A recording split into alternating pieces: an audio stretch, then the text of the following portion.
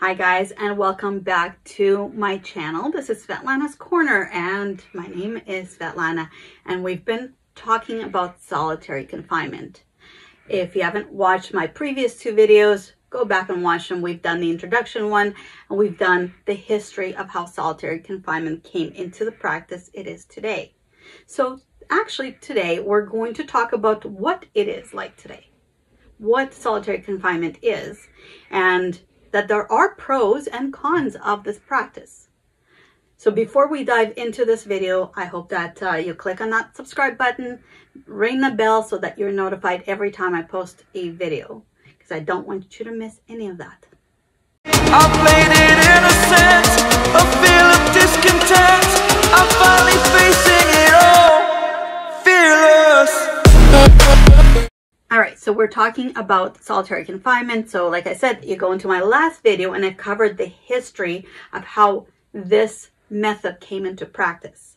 So before we go into different terminology and day-to-day logistics of it, let's go into full details of what solitary confinement actually is in the modern day of 2022. So please keep in mind that all of these facts are practiced differently depending on the type of prison, from one facility to the next. I've done the research as much as I can. I've tried to do the research of different facilities, different reasons, different everything. But again, there's just so much to cover. I've tried to make it more general so that you're not here for 20 hours for each video. You're going to see me consult my notes a lot because, like I said, I don't want to give you just my opinion. I want to give you the facts. And today we are talking about the facts. So what is solitary confinement? It is a form of imprisonment. It's distinguished by living in a single cell with little or no meaningful contact with other inmates, strict measures to control contraband, and the use of additional security measures and equipment. It is specifically designed for disruptive inmates who are security risks to other inmates, the prison staff, or the prison itself. But it can also be used as a measure of protection for inmates whose safety is threatened by other inmates, such as a form of disciplinary punishment. So that is the official definition of this term. And that covers confinement behind a solid steel door for 22 to 24 hours each day.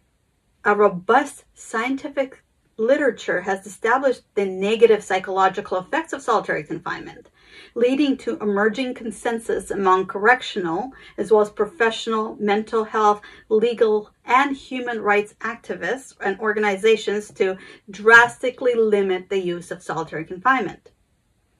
When we look at United Nations, they consider solitary confinement as exceeding 15 days being torture. So anything more than 15 days is full, complete physical and mental torture.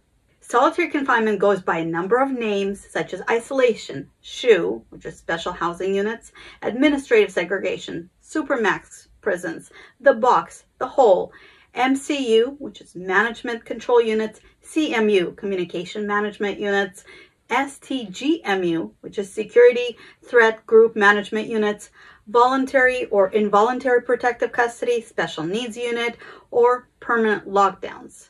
And we will go into all the names, all the meanings, whether it is official meanings, official terminology, or it is slang by the inmates in a different video.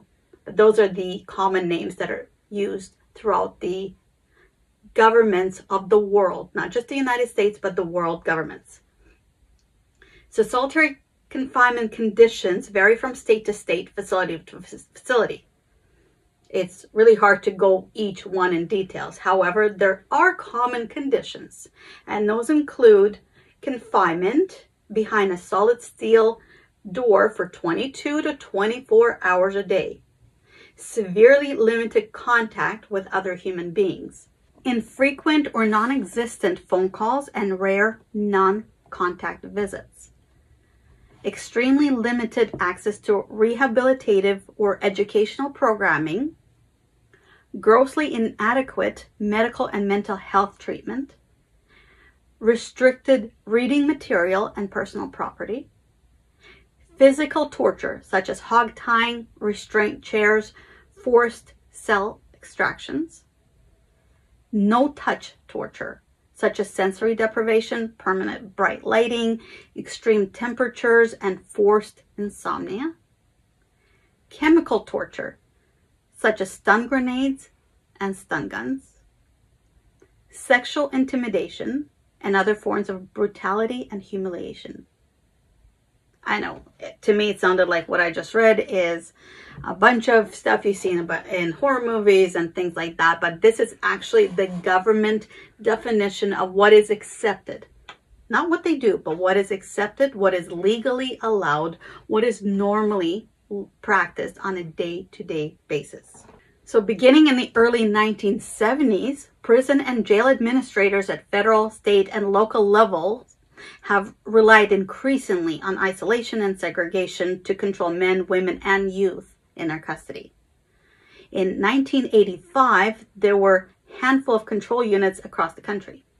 Today, more than 40 states in the United States of America have super maximum security facilities, primarily designed to hold people in long-term isolation. There are more than 80,000 men, women, and children in solitary confinement each day in prisons across the United States. That figure is rising. Prisoners are often confined for months or even years, and some are spending more than 25 years in segregated prison settings. So why? Why do we do that?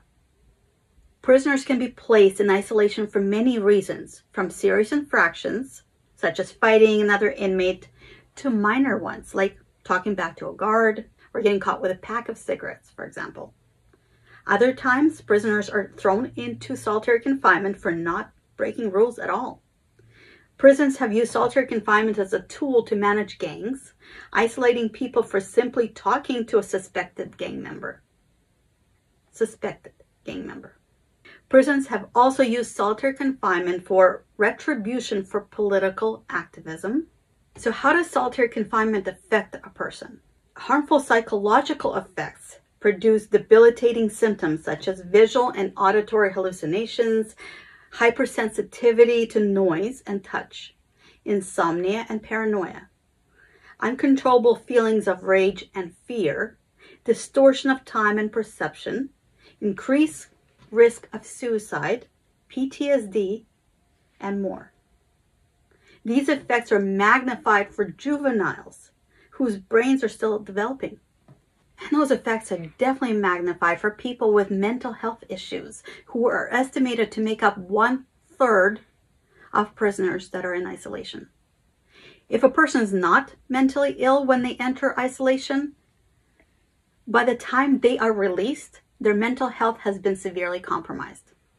Many are released directly onto the streets, into the communities, after spending years in isolation, and therefore they pose a formidable public safety and community health problem.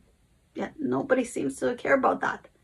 Somebody who's entered into those units is now mentally not stable and living next door to you. If that doesn't make you think of solitary confinement as wrong, I don't know what does. Having said that, there are actual pros and cons to this practice, and we're going to go into those as well. So, pros and cons. Incarcerated persons are generally kept in a 6 by 9 foot cell, which is behind a steel door, and that's usually 23 hours or more per day. They have almost zero contact with other human beings. Food is delivered through a slot in the door, and aside from bed, toilet, and sink, the rooms are equipped with pretty much nothing else. The time that's spent extends from days, weeks, years, to decades. So what are the pros? There's got to be a reason we use this, right? So what are the great pros of solitary confinement? Well, it helps to ensure prison safety. So for particular individuals posing a danger to other inmates or staff, solitary confinement serves as a safety measure. It gives prison guards another method to discipline inmates, and it deters them from acting in the way that warrants that. So basically, we can say, you know what, if you do this, you'll end up in solitary confinement. Ideally, in the right circumstances, that should work. It could reform inmates. It can reform their character.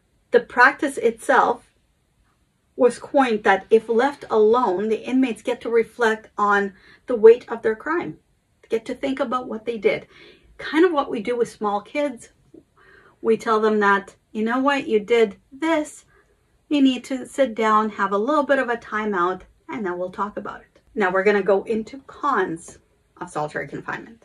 So the problems are that solitary confinement can deteriorate prisoners' mental health because those in isolation develop delusions, schizophrenia, psychosis, hallucinations, paranoia, claustrophobia, depression, anxiety, and loss of grip on reality, as well as regular self-destructive behaviors such as suicide, self-harm are very common daily.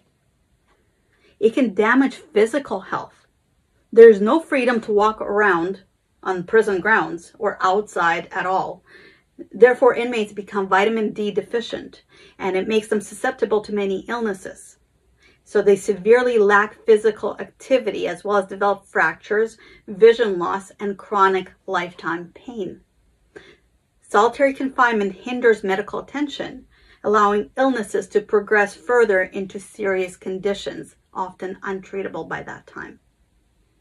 And solitary confinement violates basic human rights. The biggest con of all of them is that solitary confinement is not effective.